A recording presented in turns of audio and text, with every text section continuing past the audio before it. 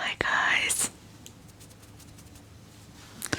welcome back to another video.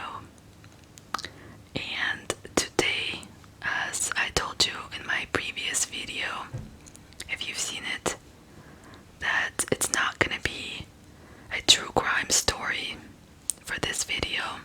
It's going to be a Q&A, and I'll try to answer your questions to me that you've asked me in this video. So if this is something that you don't like to do, I know it's very different than what I usually have, because this is usually a true crime channel and it will stay like that, where I crochet and talk about true crime.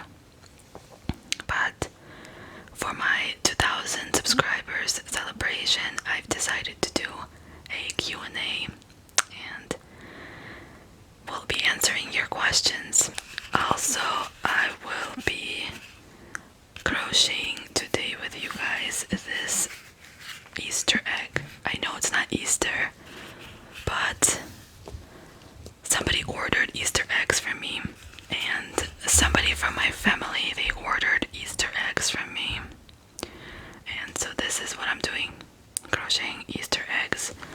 I already have 1, 2, and 3. So I need 2 more. The one that I'm making with you guys is a light pink color, and then I'm also gonna have a baby blue color as well. So I'm gonna continue on with this. I'm almost done with this one, and crochet with you guys. And I will put the pattern in the description as usual. I actually wanted to mention that I do have Instagram, and you're welcome to follow me on there. And also, I've just recently created a TikTok, which I thought would be for like more tutorial videos that I can do to show you guys how to crochet with me. And it's just beginner friendly. If you're interested, you can follow me on there. And let's get started with your questions. So I will be looking at my phone a lot because the questions are there. So the first question is coming from Giselle B. The question is, what is the most difficult thing you've ever crocheted? And also, love the bloopers you put on Insta story, so funny. I'm glad you like those bloopers. Sometimes it's not always perfect when you look. I edit a lot of my videos, so the bloopers, a lot of times they're so funny that I want to share it with you guys because it's just unbelievable sometimes. So thank you. And the most difficult thing that I ever crocheted, I would say, is anything amigurumi. So amigurumi is kind of like a toy, a plush toy that's crocheted, and it takes a long time to do, I think, because if you, for example, this is a mushroom amigurumi. They're 2 different mushrooms, but they kind of look similar. This one's more stuffed. But everything needs to be attached, so the stem is separate, the top is also separate, and they all need to be attached separately. So it's kind of more complicated to make, rather, if you're just making a purse and it's all together as one, especially when the amigurumi is a tiny, toys. I've made tiny toys before, and they very, tedious, and a lot of times you have to sew on. You don't crochet on, you sew on the rest of the stuff, so you have different parts of the toy, and then you just sew it on with the yarn needle, which sounds easy, but I've noticed a lot of crocheters don't like to sew like me, so I'm not the only one, but that's the most tedious part and not very enjoyable, I guess. And usually I put it off for a long time and then come back to it if I'm doing that.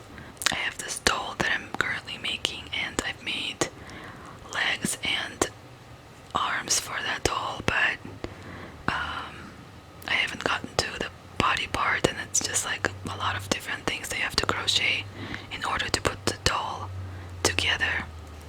So many people actually specialize in just making amigurumi dolls and toys. You need a lot of practice, I think, but it's more satisfying when you finished the product, because it's, you know, so much work goes into that, and then it's just like, oh, it's a toy. The next question comes from Samantha S. And her question is, what unsolved case would you most like to see solved? Well, thanks for the question, Samantha. The case that I would like to see solved is probably the John Bennett Ramsey case, which everybody knows about, and it's very, very famous case. That case actually happened in the place where I used to live, not far from where I used to live. I mean, it happened years before that, when I lived there, but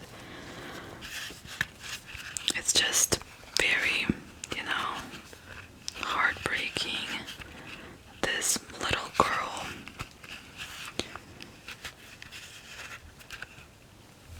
got killed in her own house. I mean, if you know anything about the case, it's just so twisted, and there's so many weird events that happen there. There's, you know, the parents might be involved, might be not, but it was never solved, and to this day it's a mystery what happened to John Bennett Ramsey. So I would like for it to get solved. And another one that I just thought about is a really famous case that happened in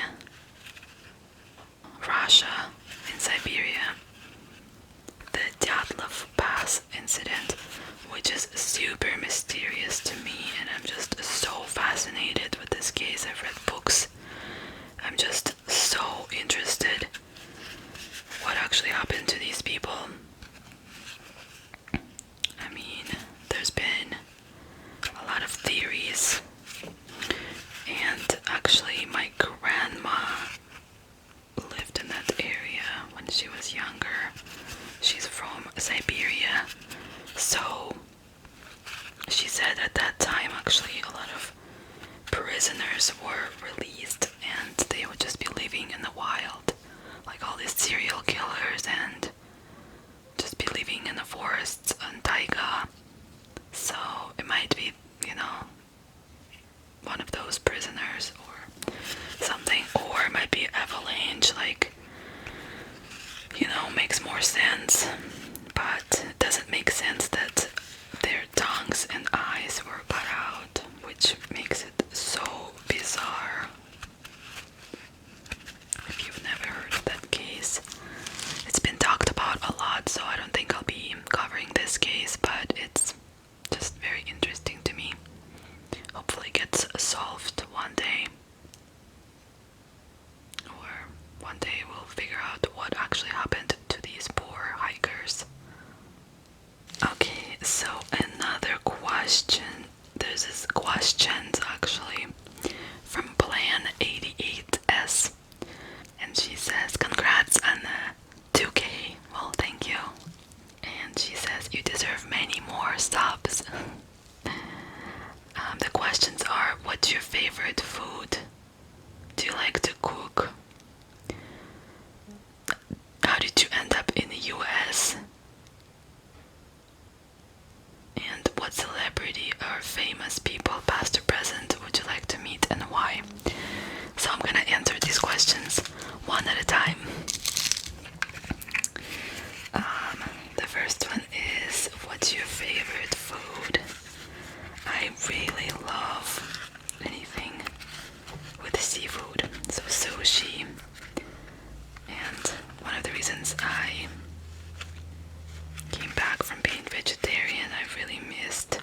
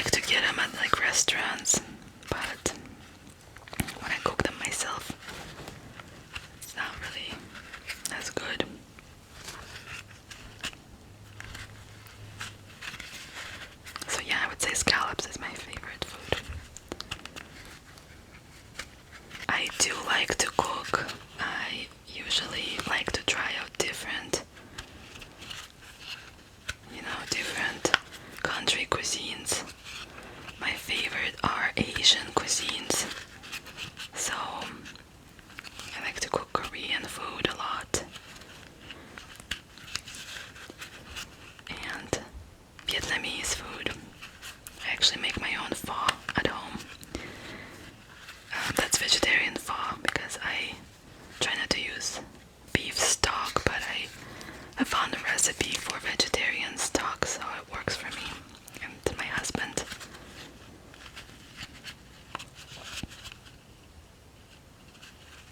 But I feel like my husband cooks better than me. Like when we try to eat something fancy, like Italian food with nice wine, then he cooks the food, because I know my food is very much like simple, just regular food that I cook, like a stew or something like that. But he cooks really good Italian and French food, because he just loves this kind of cuisine.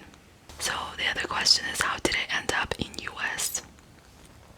Well, that's a very complicated story, but I'll make it simple for you guys. So originally my aunt came to US, which is my only aunt from my mom's side, and my mom came to US for work. She actually transferred her job to United States, so she was able to keep her job there. And my grandparents ended up winning a green card. Can you believe that? It's like a 1 in a million shot, and they won a green card. It's like a lottery that goes on for some countries. In some countries, not all countries are qualified for this, but Ukraine was qualified at the time. So my grandparents won a green card, and my mom ended up getting me a visa to come here because I was under 18 years old. So my whole mom's side of the family ended up here, different ways. But the thing is, my grandparents did not want to come to here at all. They didn't even apply for the green card lottery. They was actually forced by my aunt to come here, because my aunt applied for the green card lottery, and if you don't go to United States right away, you have like 6 months or something, then the green card expires and you lose it pretty much. So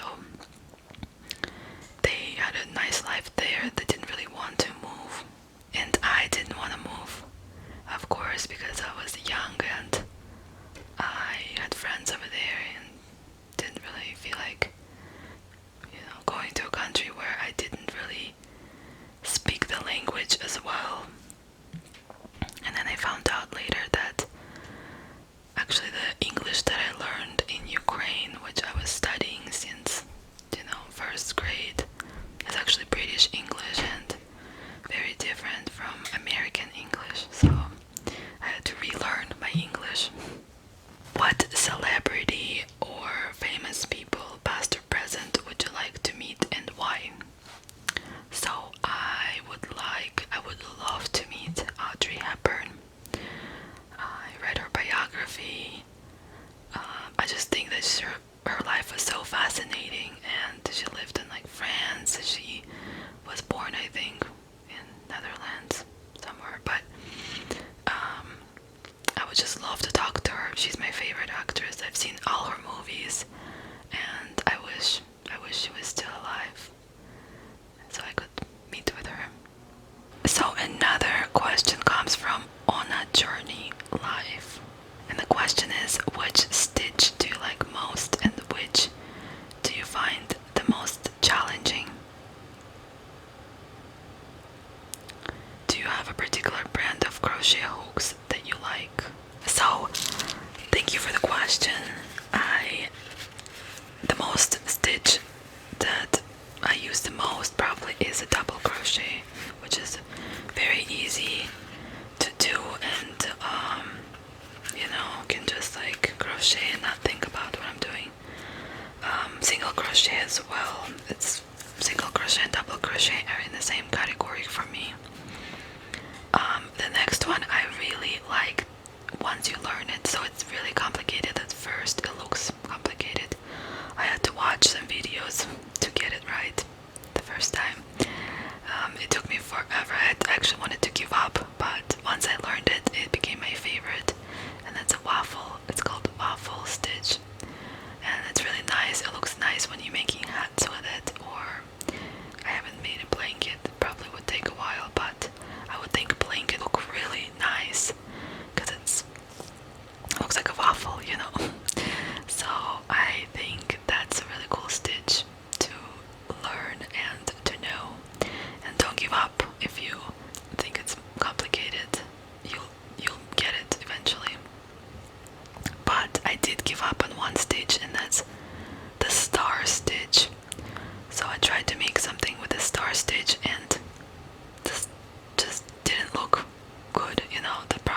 just messed up the whole thing with this stitch, and it must be because I wasn't doing it correctly.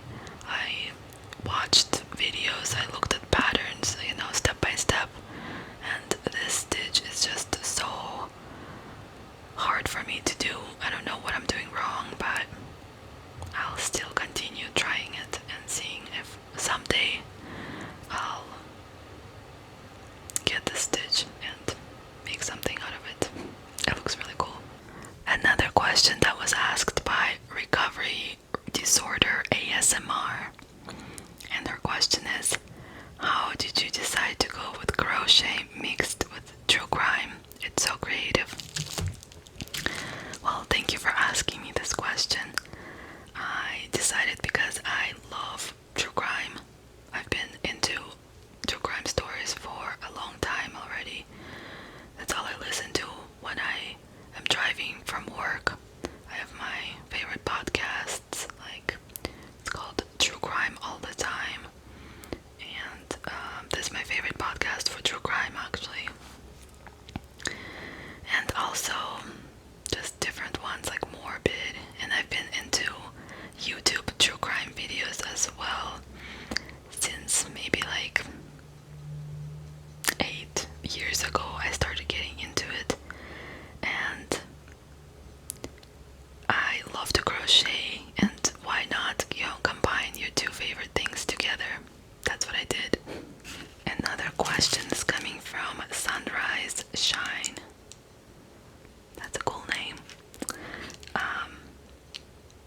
The question is, what do you do for a living? Well, I actually work in the criminal justice system. I work in a courthouse. I'm not gonna say where exactly I work, but I do work with criminals. I am really into true crime, and I finished school actually for criminal justice and minor in psychology. So,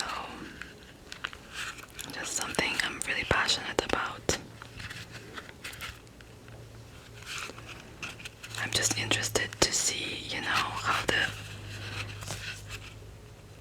the mind of the criminal works mostly. But yeah, to answer your question, I work in the criminal justice system, more specifically inside the courthouse, and it's like in a small rural town. So yeah. Another question coming from Recovery Disorder ASMR. Thank you for the second question. How long do you have to spend researching the cases? So usually it takes me about 2 days to research the case, and I actually make little notes for myself with the dates and